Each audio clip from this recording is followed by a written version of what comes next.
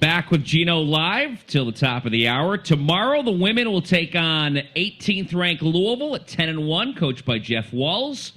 Deb Fisk joins me for the broadcast 11:30 tomorrow morning with a tip at 12:05. It's a Fox National TV game, but we prefer you be in the stands, and you can listen to us on the UConn Sports Network as well. Speaking of Louisville, Geno, Jeff's done a nice job retooling his team. He loses a few, particularly Haley Van Lift to the transfer portal, but he brings in a couple, including a young lady from JMU and Kiki Jefferson, who's off to a fantastic start with his team. And the two things that stand out: they force turnovers, they rebound well. Once again, another opponent that you got a tough matchup against. Yeah, they're a little bit different this year in that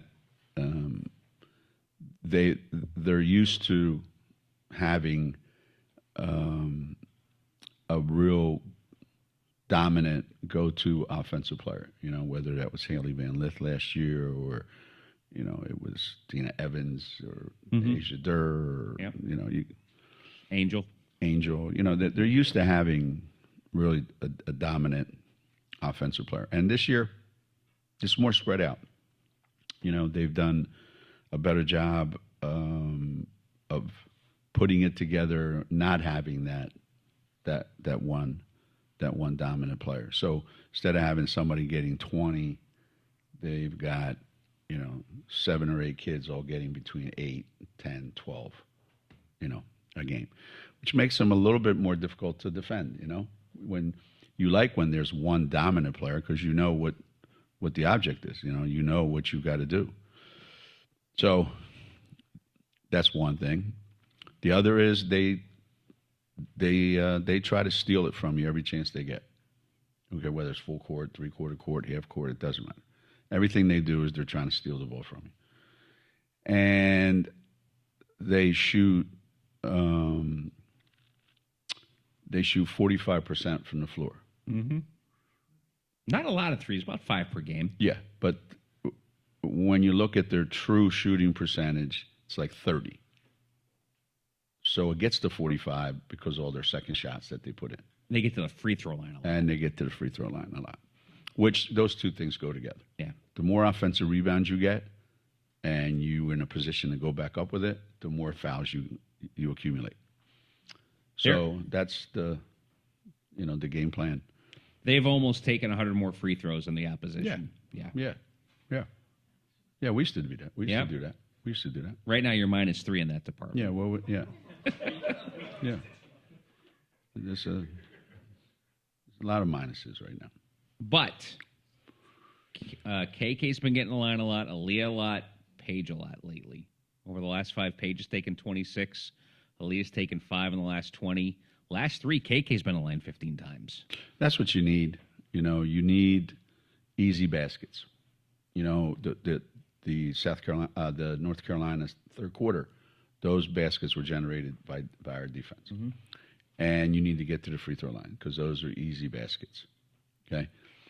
If you have to constantly bring the ball up the floor and the defense is waiting for you because they just scored, and you didn't get, you're not rebounding and running transition.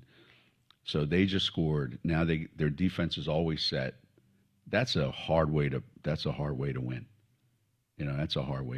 That would be an equivalent of football right now, running the ball 60 times. You can't win like that. You've got to get easy transition baskets, where you're attacking them before they get set defensively. A lot of mistakes are made when people are running back on defense. Who's got that guy? I got that guy. No, I got that guy. No, I got that guy.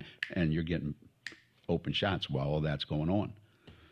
And when we create that scenario, we do really, really well.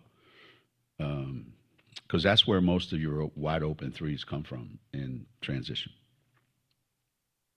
Is the ball movement on offense as good as you'd like to see it in the half court? Or is that still a work in progress?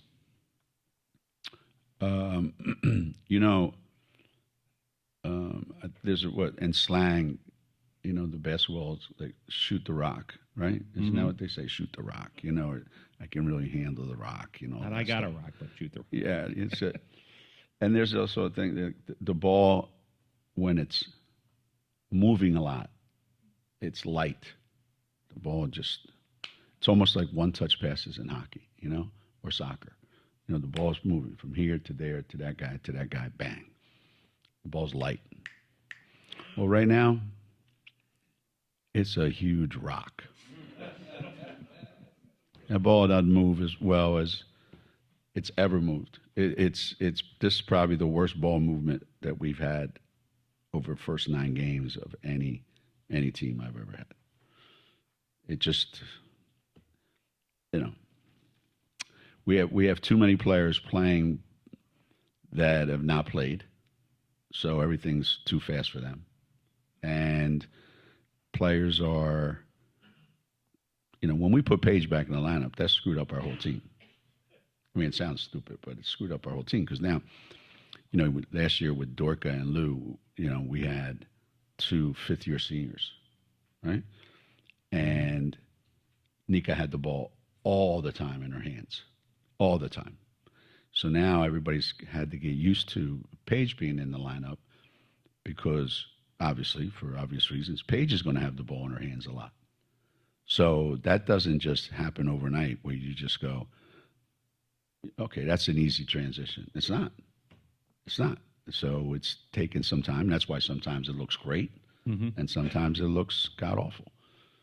But it'll, the more we play and the more we spend time on the court together, the better it'll be. Okay. All right. We'll update the injury bug for this team, and then we'll get the folks here involved with some Q&A with head coach Geno Auriemma here on the UConn Women's Basketball Coaches Show on Learfield. Stay with us. All righty.